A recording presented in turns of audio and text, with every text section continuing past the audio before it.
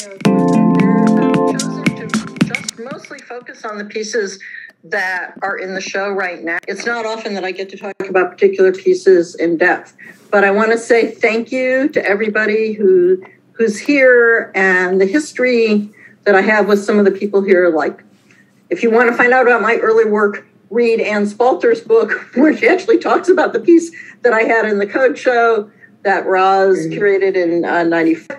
But the delight of this whole group is the new people. And I've had long, wonderful conversations offline with some of the new people, and I want to keep going with that. So I'm going to try to get through this pretty quickly. Here's a close-up of, actually the full title of this is Copepod in a Red Sea in Old Cairo. But when I was pasting it into the form, I missed the whole rest of the title. And when I did my run-through with the scientists yesterday, they said to make sure it says Old Cairo. That's, this is the other piece that's in Plankton Universe. This is the piece that I had in the last Techspressionist show online. It's a really good one to show what I'm doing right now, which is this odd combination of an ancient Hebrew manuscript that was done in Cairo in 1008, so more than 1,000 years ago, and plankton that were collected by Jason Shadler at the University of Rhode Island, an undergrad student working with Pierre Emerick postdoc. And when I combined them, they immediately went together. I don't know why. I mean, I really don't know why they went together, but they fit visually and they fit conceptually. As one person said, the building blocks of life. It's plankton. Without plankton, we can't exist. Here's the piece that's actually behind me, too. They produce more than 50% of the oxygen that we need for our survival. And without the sense of humanity going on more than, as a kind of continuum. I use the Hebrew manuscript as a stand-in for that idea of the continuum of humanity. So I'm jumping ahead here to the beginnings of Plankton in the Red Sea, where I took a fragment of the manuscript and had some plankton on it, and that had a drawing of a copepod, and I combined them. And I came up with this image, which I really love, but as soon as I got the proofs from it, it was a problem. The proofs were very flat. The colors were very unprintable. When I put it into CYMK, kind of more printable colors, it looked like this. So this became my torture. I had already told Colin it would be in the show, and I kept doing version after version of drawing on it. I loved on the right where I made the copepod a little fatter and threw some lines on it. But it really became very difficult for me. I just started drawing on it. And for me, this is what I arrived at in the end, making it so that the lower corner really receded in space or was on a different plane. And it was really a lesson I love working on paper because of drawing back into it, but it has a lot of challenges in terms of output. To step back for a second, my sources, you're probably saying, well, you don't know that much about plankton. So I just thought I'd do a quick screen of some plankton to give you an idea of what I'm working with. Ciliates that I absolutely love. Everybody loves ciliates. And here are my drawings of the ciliates. They're just great. Plankton and drawing of the dot is an early stage of Plankton Universe, which is the piece in the show. I actually liked it in this state. It was larger, and I ripped it because I had output on cheap paper. And so it started to go through stages, again, of drawing on it, photographing it, reworking it. And all of these I really like. I seem to be, here. And this is what I came up with that was on my website. This is a detail, and I think it's important to see the detail because you can see that in the in and out of the computer, which seems to be a theme with a lot of people. I love that my work is, that we're talking that Anne Spalter talked about going in and out of the computer, but as we went around the night of the opening, the Wednesday when we did our virtual opening, I heard so many people talk about in and out of the computer. So you can see I went back and forth many times. And in this detail, you can actually see a photograph of the plankton, of a diatom chain, and then some of the drawing. And it was just this in and out, and also the remnants of the Hebrew manuscript, which you can only see if you're seeing it up close here over on the left. So here it is. This is the piece. I have it in a white border here because people love it when I break the border on paper. They just love it. So I did that with both the pieces. I don't know why. It's something that people want. Oh, now I know it's not just a print. So one of the things I also wanted to talk about quickly, patient formats, because here's some of my earlier work that I printed very large. These were on vinyl and mounted. These people may have seen at Creative Tech Week. They just rolled up like, almost commercial signs, and they were body sized. And these were printed on fabric and hung in a show that I had in New Haven a couple of years ago. And I've spoken about these before. But for me, at this point, seeing the show, I am beginning to wonder about the on paper framed for this particular show. So I just wanted to throw that out there as something to talk about when we have discussion time. I'm watching the clock. I want to thank all of these people who really contribute to my work. I'm the artist embedded in the Menendora Lab and the School of Oceanography at the University of Rhode Island. It is an unsalaried position, but it gives me access to learning about plankton, which were really essential. And so I'm learning about climate change and things that are really vital, and other groups that I belong to, particularly, all of these groups have had online meetings since lockdown. And it's just been wonderful to get all of this feedback.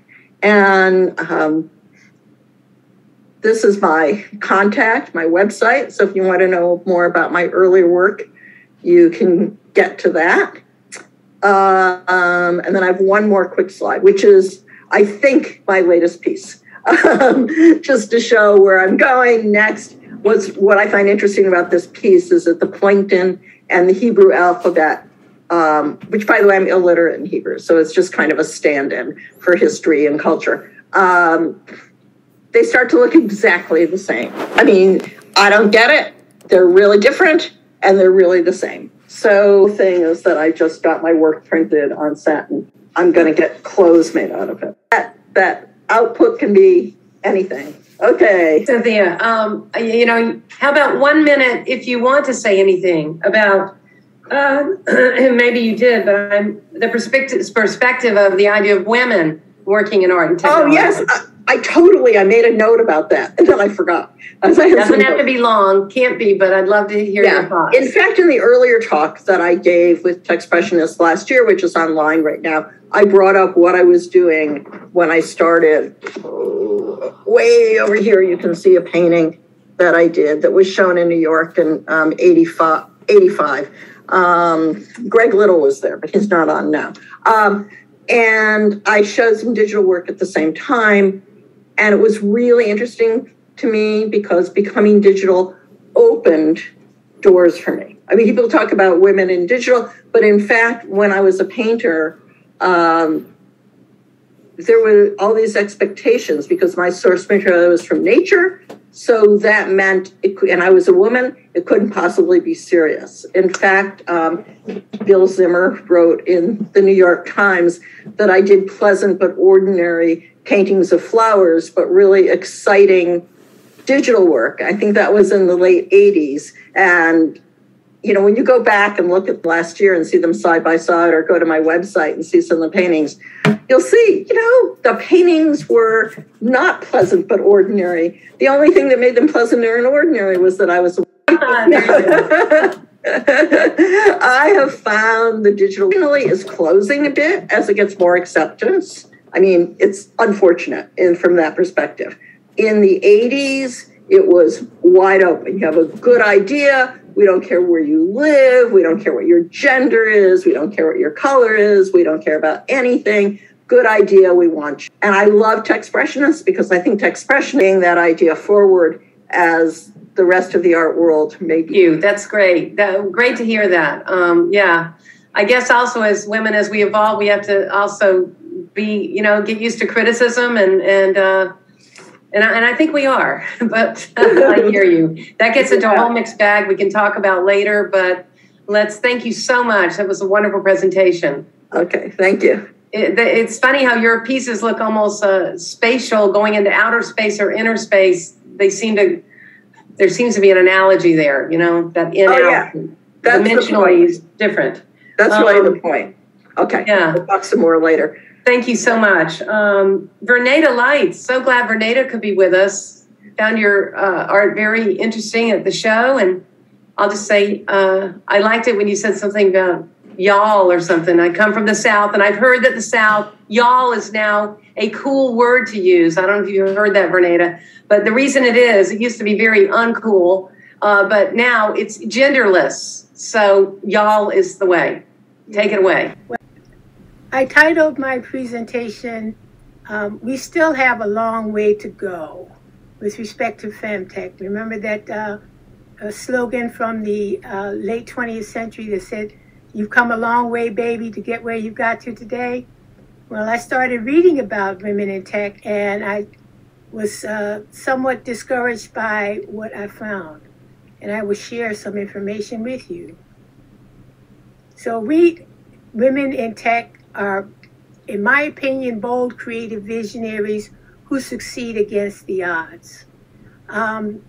There are so many ways that we've moved forward, but when I talk to you about the statistics, you can see how we've taken 2 steps forward and 1 step back.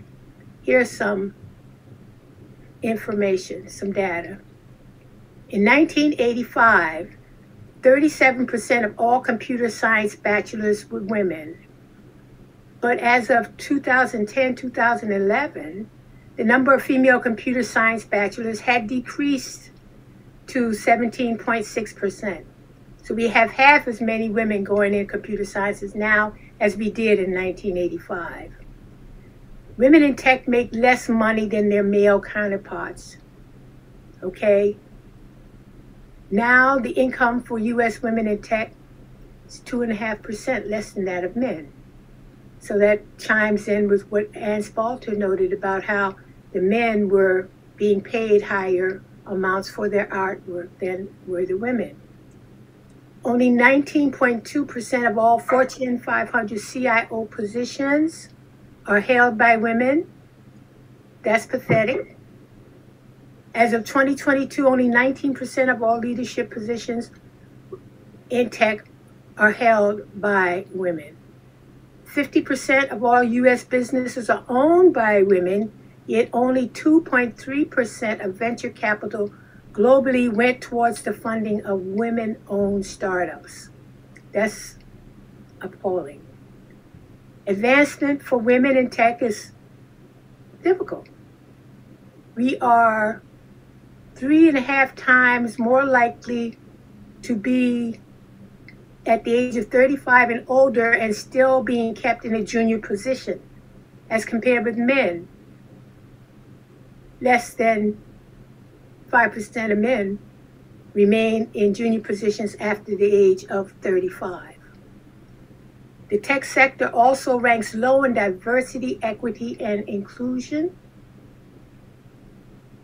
And in 2020, this is the breakdown. The 2020 tech workforce had the following racial breakdown for women, among women employees. 14.1% were white, 9.6% were Asian, 2.2% were Black, and 1.7% were Latin. So the lower income and limited chances for advancement takes its toll on women in tech, health-wise, and in terms of work-life balance, because women are twice as likely to quit the tech workforce before the age of 35 than their male peers, and 3 times more likely to experience burnout. So why are we having all these difficulties? It's a cultural thing. And I don't know why it persists, because women in leadership roles is good for business. Fortune 500 companies with at least 3 women in leading positions saw a whopping 66% increase in their return on investment. So women bring different perspectives, and different perspectives make for better problem solving capability, increased yields to greater degrees of innovation, and innovation means profit. So to talk a little bit about myself, I came into the art sphere and the tech sphere through medicine.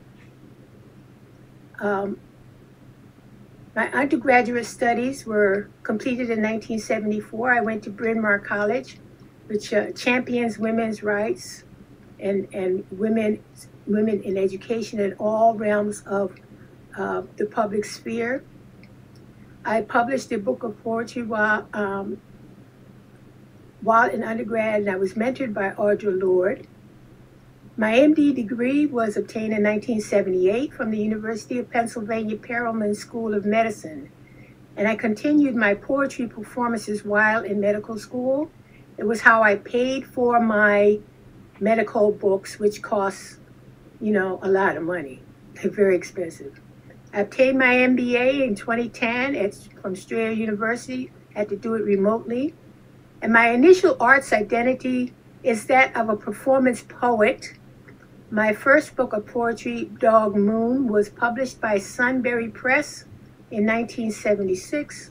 And Dog Moon is still available on Amazon.com, and it is included in rare book collections concerning the small press movement at Emory University. I segued into visual art in 2000, and by 2003, and art. When I was a physician poet, and this comes from the 500 Women Scientists website this year for women's history, called Biography, Women in STEM Fields from across the globe, and my biography was included. And for the first time, I see they've included the art alongside the medicine, which is something I fought very hard for throughout my career. And it says here that Verneda Lights is a retired physician from the Deep South. She's also a published poet who performed as a spoken word artist through most of her medical career.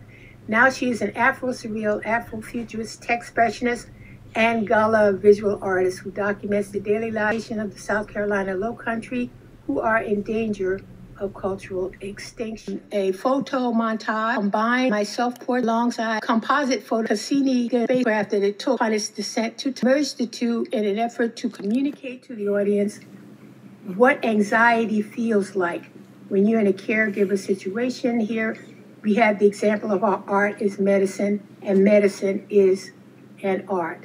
Here is used as therapy, art therapy, to deal with the stresses of caregiving.